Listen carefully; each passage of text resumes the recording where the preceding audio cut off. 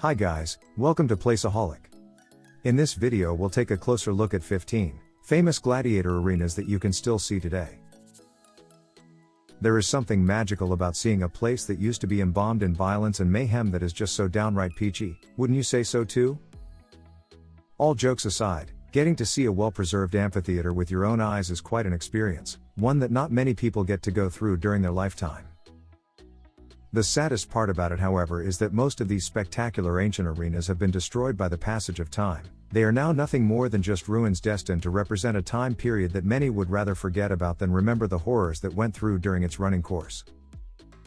But because we are a rather weird civilization with a knack for violence and brutality, we decided to indulge in our sick passion for destruction by showcasing 15 famous gladiator arenas that you can still see today.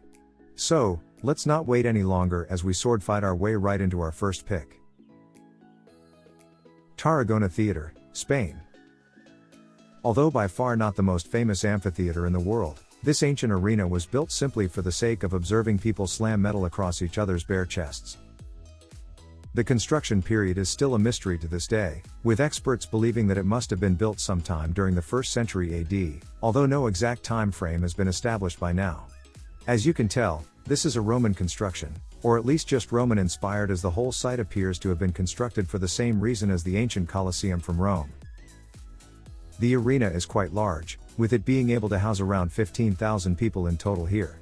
It is not in the best shape as far as we can tell, quite the contrary actually, but still, it is available to the public for a small price, so if you are in Spain and you wish to delight your barbaric sweet tooth.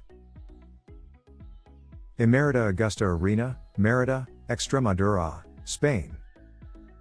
In case you didn't know by now, Augusta Emerita used to be a Roman colony that made its way throughout the Roman Empire around 25 BC. Not much is known about them sadly, as they mostly kept to themselves and rarely ever got involved with any historical event that we know anything about.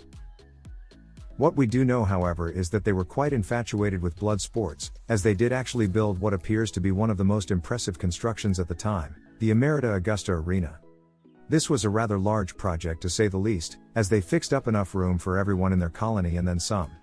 15,000 people could be fit inside. That's 15,000 people that would be able to enjoy the barbaric nature of humanity to their heart's content. Caesarea Amphitheater, Israel. Israel has always been known for its rather simplistic and yet extremely impressive looking architecture, so you can already guess just how impressive their amphitheater is. Although not the most ancient theater in the world, it does make up for it with its rich history. It was originally built by none other than King Herod in 22 BC, and the strange thing about it is that its semicircular platform dates back to the 3rd century, not the time when it was originally built. Why? It's simple really, it's because as time moved on so did the purpose behind it. By the time the 6th century came up, 2 more towers were added to the structure, and before long it was completely morphed into the dark and gruesome part of Israel's history, aka it was used as a site of mass execution for the Jews that dared to put up their arms against the Romans. As time moved on, more and more changes were added to the site, more so to try and cover this dark side of its history. For better or for worse, however, light has been brought to those dark ages, as more and more historians speak of the atrocities that used to happen here so long ago. Ancient Theatre of Philippopolis, Plovdiv, Bulgaria. If you're looking for a Roman theatre that still looks like it could be used today, then look no further than the ancient theatre of Philippopolis, because things rarely age as well as it did. Originally built sometime around the 1st century AD, the theatre actually managed to keep itself in one piece, and although renovations were in order when people turned it into a historical site, very little was changed or added to the structure. History-wise, this site is full of blood and tears, as its main use was to host gladiatorial games between slaves and world-class fighters. Besides these, however, some theater performances were also held here, as a lot of the time the General Assembly of Thrace Roman province gathered here and they weren't exactly fond of blood and gore as much as they preferred the sight of a jester making jokes for them. Theater of Dionysus, Athens, Greece. Having been the very first theater built in Athens, you can already tell that this site is very rich in history, as many would argue that this is one of the most important parts of Roman history that we have ever uncovered to this very day. With that said, this structure was originally built in the 6th century BC, and it is commonly referred to as the first theater of the world. Many people would come from very far away to get a place at this theater, walking down the slopes of the Acropolis in Athens to give their offerings to Dionysus, the god of grape harvesting, winemaking, wine, fertility, vegetation, insanity and madness amongst other lovely pastimes. Classic plays such as Euripides, Aeschylus and Sophocles would be played here, with more than 17,000 people watching from their seats. Uthina Amphitheater, near Tunis, Tunisia. Uthina, also known as Audna, was a Roman colony that traveled all the way from Tunisia to make its way to this site. Their city appears to have been taken down by the Arabs that took over the area in the 7th century, and while the site was being excavated, the teams discovered what appears to be one of the most impressive looking amphitheaters in the world. Not the largest amphitheater in this list, it did host about 16,000 visitors in total, which was more than enough room to gather the whole colony members into. What's interesting about this site, however, isn't its size, it's its incredible craftsmanship. If you look closely, you can actually see the fact that the lower half of it all was carved directly into the hill, with the arcs above having been set up right over the ground level. Although the site itself seems to be in great condition now, a lot of it has been reconstructed over the years, including the seats that you see all around the place. Pozzuoli Amphitheater, Italy. Finally, we're diving into one of the largest Roman amphitheaters in the world, with the Pozzuoli Amphitheater being by far the largest one ever discovered in Italy. It used to house well over 20,000 spectators in total, and while not all of them were hungry for blood, every now and then they would host gladiatorial events to really get their blood flowing. The best part about it is that for the most part, the architecture here is unchanged from what it used to be in the past. Even the seats were originally built way back in the day when the amphitheater was originally built. The subterranean areas are especially well preserved, as most of the site was well preserved until the explorers first uncovered its existence and turned it into a historical touristic attraction. The main reason as to why it was abandoned in the first place is believed to be a nearby volcano eruption which must have covered the whole place in hot ash and scorching lava. Luckily, as mentioned previously, a large portion of the lower part of the arena is completely well preserved to this day. Leptis Magna Arena, Coms, Libya. This ancient arena was originally built by the Phoenicians that inhabited what is now modern-day Libya back in the 10th century BC. The interesting part about it is that it only really became a part of the Roman Empire in 146 BC, which is when the city really began to change for the better because of how good of a tool trading became for its citizens. They did so good, however, that they ended up attracting a lot of negative attention from nearby savages that were less than keen on hearing how much they made selling their product that day. So, fast forward to 523 AD, when the Berber tribe finally had enough, attacking and ransacking the whole area, forcing the locals to either give up their belongings and flee or give up their life. Before long, the whole site was cleared out and the amphitheater was all on its own, a vestige of a passing age, if you will. Despite this, the amphitheater actually managed to live through the passage of time mostly in one piece, with very few renovations needed to restore it to its former heydays. Roman Amphitheater in Arles, France. This Roman arena was by far the most popular arena to have ever been built in France. It is situated in the southern part of it, with the majority of its architecture dating back to the 1st century BC. It is on the larger side, with it being able to seat over 20,000 spectators throughout its 3 tiers. Although in the past it was mostly used for chariot races and hand-to-hand combat, which usually resulted in a lot of maiming and killing, nowadays it's mostly used for bullfights and theater events. It was actually a touristic attraction until the 1830s came along, which is when they decided to bring it back to its former glory, hosting the aforementioned events inside.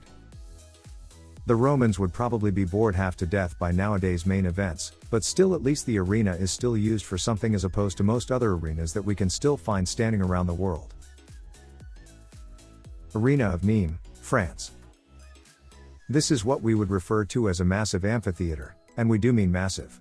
This giant arena used to house up to 24,000 spectators back in the 1st century AD, and although it wasn't the largest in the world, it was always one of the largest and most impressive structures that ever came from the Roman architects at the time.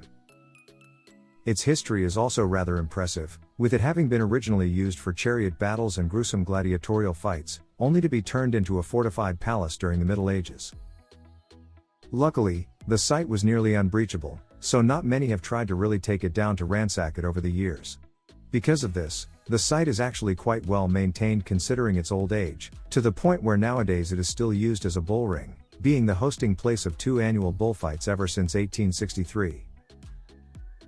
Pompeii Spectacula, Italy. As we all know by now, the story of Pompeii is not exactly known for its bright and happy ending, quite the contrary actually. It all happened on August 24, 79 AD, as the Vesuvius volcano erupted, engulfing the whole town in ash and hot soil.